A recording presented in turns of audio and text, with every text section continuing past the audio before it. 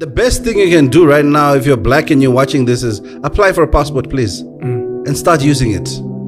You know, that's one of the weaknesses of South Africa, and that's why there's so much Zeno. Yeah, because people don't travel. Hey, they don't know what exists beyond the... Heck, they don't know more. I've met South Africans who don't know, who've never been to Durban. To Joburg.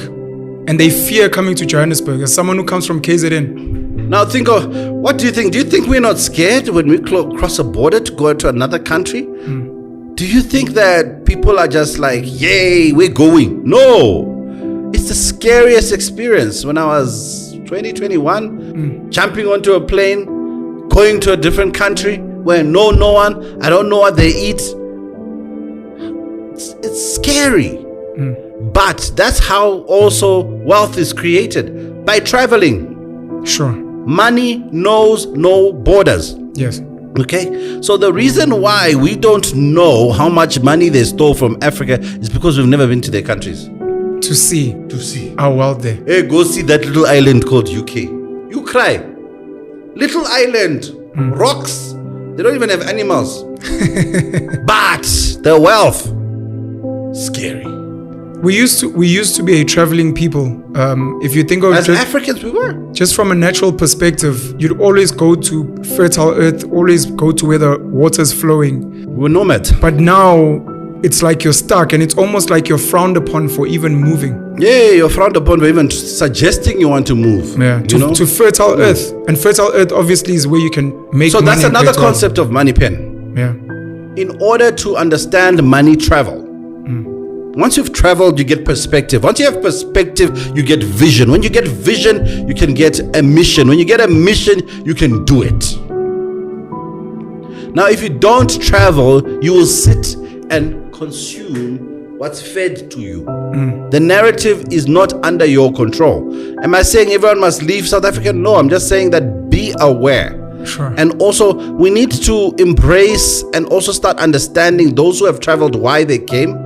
Some of them it's real poverty, and a lot of foreigners are doing good in this country. But there's a lot of bad. Yes. I'm not taking that away. Sure. Okay, but we just need to understand, put yourself in their shoes, going to a scary place, they don't know language, they don't speak, they're talking about you, you know, and you know, it's not all pap and flays.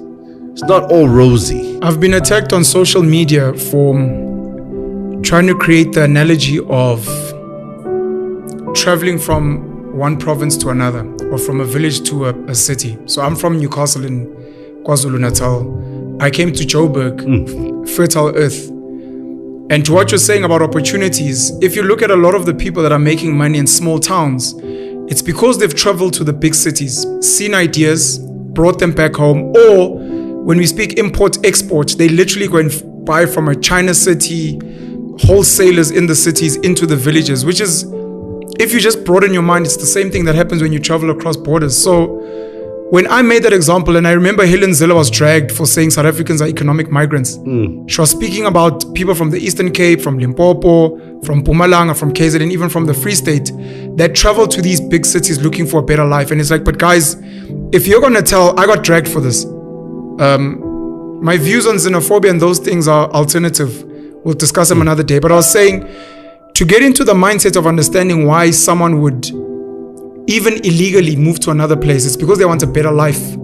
That's the reason why you're not where you grew up. Because one of the arguments was, why don't they go and fix their home? Why don't Zimbabweans go fix Zimbabwe? Why are you here? And I'm like, but you're from a small village in the Eastern Cape. Why are you not going to fix your village? It's the exact same mindset. But obviously I got dragged. I think, you're defining, firstly, your definition of people buying things, selling them in another place, or people getting ideas from another place. That's called international trade. It is. That is what international trade is. No one has ever questioned why Mercedes-Benz builds cars in East London. No one has ever questioned why Ford is building cars in Mamelodi. No one has ever questioned why BMW, a German company, is building cars in Pretoria and Roslyn. No one questions that. Why don't you go home? Sort it out at home. Why don't they build their own cars in their own country? We embrace that. Sure. So why is it a problem when a Somalian opens a spaza? because that space where that spaza is open has always been there. You know, it goes back to the Commonwealth. Let's go back there. Let's go back to the Commonwealth of the township economy. Before you speak about the Commonwealth, the counter argument to what you're saying about they stole our minds and our hands and our labor. Opportunities. No, it's the fact that your Mercedes-Benz, your BMW, they create jobs. So people are like, but at least they bring jobs. So that becomes the counter argument. Please continue with the Commonwealth.